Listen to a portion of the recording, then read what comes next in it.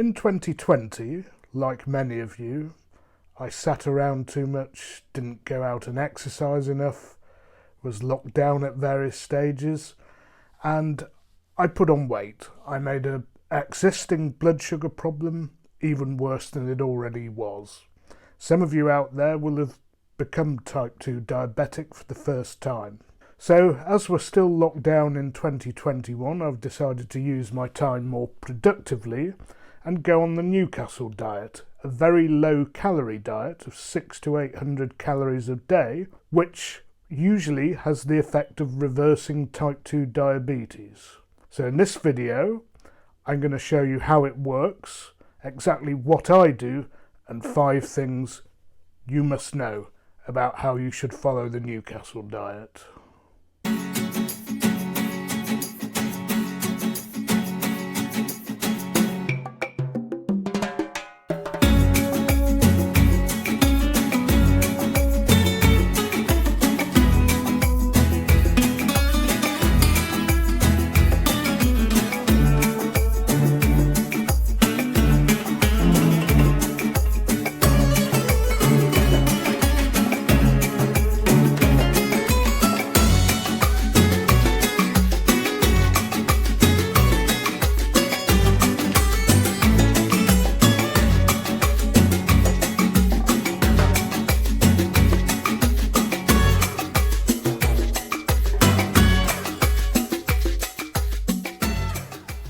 The most important things, as is the case probably with most diets, are mental things. And before you embark on this, you have to be in the right frame of mind. So the number one thing that you need to know is that you have to be fully motivated. You have to be doing this for yourself, not for anybody else, not because people are telling you to go on a diet or because you've seen something on the television. It's because you're fed up with your blood sugar being too high. 600 to 800 calories a day is not a lot, and you are going to feel uncomfortable for at least a week or so before you get used to it.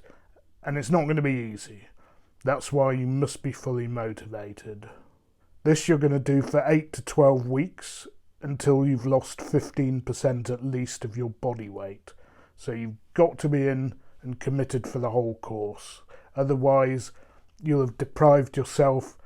You'll put the weight back on with interest if you jump off the wagon after 3 weeks, and you'll have done it all for nothing. Number 2 is support and things to occupy yourself with. If you live on your own, then get rid of all the temptations in the fridge and stack it with only the things you need.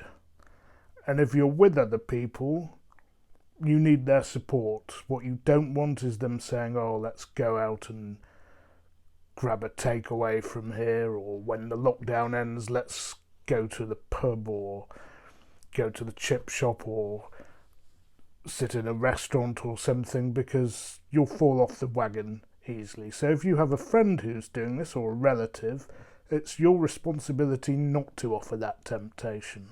And at least in the Western world, a lot of people's spare time and social life involves a lot of eating and drinking and socialising in places of hospitality. Okay, we can't do that at the moment, but it's also very easy to sit there in front of the television eating or drinking something. I know for myself in late 2020 it was becoming the highlight of the night. So you must find other things to occupy yourself with. Myself, either practicing or learning other languages, or now I've also got this hobby of videography, which is keeping me very much occupied. But find something, because if you're sitting there thinking of food all day, or going out with people for a drink in the park or whatever, again, it's probably going to lead you to fall off the wagon. So number 3, the third thing you need, are the correct foods or replacement shakes. You can do this diet by cooking or preparing yourself less than 800 calories a day, but you'd have to be a pretty good cook to be able to do that, unless you were eating rabbit food 3 times a day. I find it impossibly difficult to count calories, so I don't do it. I use the method recommended by Dr. Roy Taylor, who was the professor at Newcastle University who formulated this diet, which is to use meal replacement shakes and a few raw vegetables for the necessary fibre that we all need. So here they are. I just ordered a huge box full, so I'd have plenty to get on with and enough, probably more than enough to last me through the course of the diet. So here we have an example, lemon cheesecake. They're all about 200 calories each, these shakes, and you just add water to them. Now you have to be careful because a very common mistake, and it's one I've made when I've tried this diet before, is to choose ones and then find you're supposed to add skimmed milk to them. What will happen then is you end up going over the required number of calories every day. So make sure that whatever shakes you choose, and you don't have to choose this brand, is that they take water and not milk.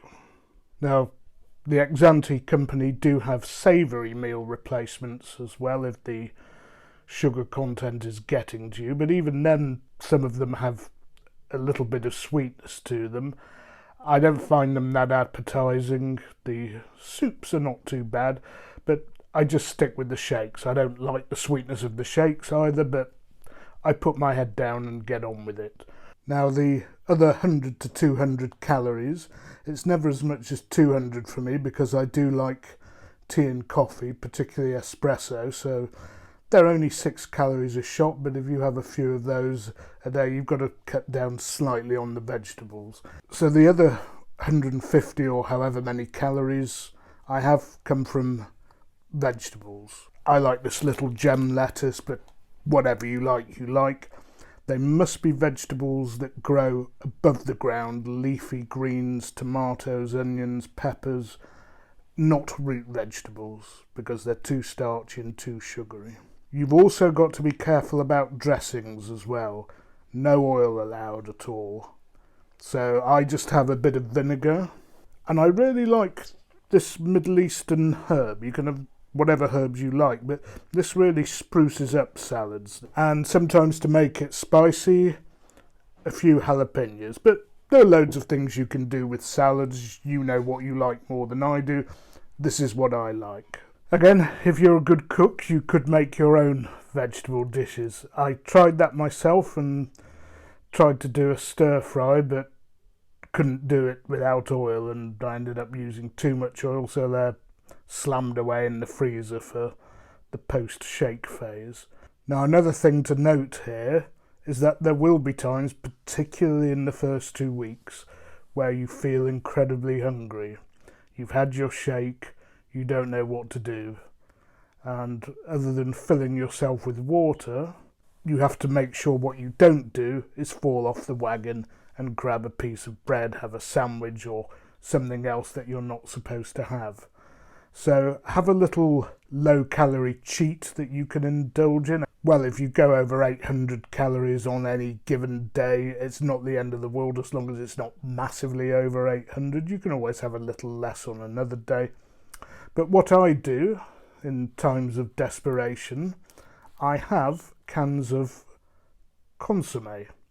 You can get tins like this, or you could get cubes from Knorr and other stock companies. Vegetable consommé, if you want to do this a lot, has virtually nothing in it. A tasty break you can have from what is a bit of monotony in terms of sweet shakes. And of course you can add chili flakes and all sorts of spices.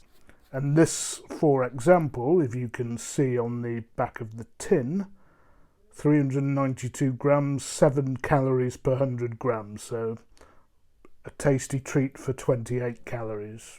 The fourth thing you'll need is the hardware. The worst thing you can do is end up making lumpy shakes that taste horrible. That's going to put you off the diet pretty quickly. So I use a blender to blend my shakes. I use this NutriBullet. There are plenty of other things that can do the job. It's just what I happen to have. And I'll just add that I'm not trying to promote any products on this video. Nobody pays me a thing for these things. I'm just showing you what I have. Just one more tip here is put the water in to the water cup or the blending cup before the powder. Otherwise the powder will stick to the bottom of the cup and you'll have a pretty thin shake, because you would have to blend it for ages to get that off the side of the bottom of the cup. I tend to fill mine about 40% full, with full meaning to the maximum marker, and that more or less produces enough to fill this pint pot. And for those of you who are able to travel or have to travel, or will travel in the future after pandemic restrictions are lifted, I also own a portable one, so I can go away if I'm in a hotel, just plug it in, pretty easy to use. And finally, if you're out and about and you have no access to electricity, I have an old-fashioned shaker. Of course, you can use this if you can't afford a blender or don't have access to one for whatever reason. The fifth thing you need is to drink a hell of a lot of water. It has to be an absolute minimum of, I think, 2.5 litres of water, and I drink considerably more than that. I think I usually try, I was on 3 and a bit and I've moved up to 4. If you don't drink enough water, you're not flushing it all out, you're not helping your kidneys, and as I'm a gout sufferer, if I don't drink enough water, then I risk triggering a gout attack. I use bottled water. I don't like the taste of the local water here, but I know some of you have a bee in your bonnet about paying for water when you can get it free from the tap. I like mine to be really cold, but what you could do, and it's a tip, is just fill them with tap water and stick them in the fridge when they're empty, which saves you having to buy more water if you don't want to. You could, of course, just fill a glass and keep drinking from a glass, but it is easy to track how much you've had if you're drinking from bottles. So every time you've had that big bottle, you know you've had 1.5 litres. Every time you finish the small one, 1/2 litre. So there we are, the 5 important things you need to know. First of all, about motivation. Secondly, support and having distractions or other things to do. Thirdly, the correct shakes and vegetables, or your limited calorie meals if you're good enough in the kitchen. Fourth, the right hardware for blending the shakes. And fifth, make sure you drink plenty of water. I've added a link in the comments, and there are some guidelines and recipe ideas straight from the University of Newcastle. I would urge you, if you're interested in this diet, apart from consulting your doctor of course, to check on your search engine the Newcastle diet and videos by Professor Roy Taylor of Newcastle University, who formulated this diet and conducted a trial. A very successful trial, I might add. Well, I'm going to wrap the video up here.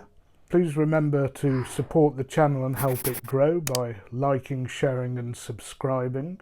As I hope after the travel restrictions have been lifted and I'm on the other side of this diet, and hopefully some of you are as well, to bring you some great food and great places, all without putting the weight back on. Bye for now. And don't forget, you can't beat a bit of mutton.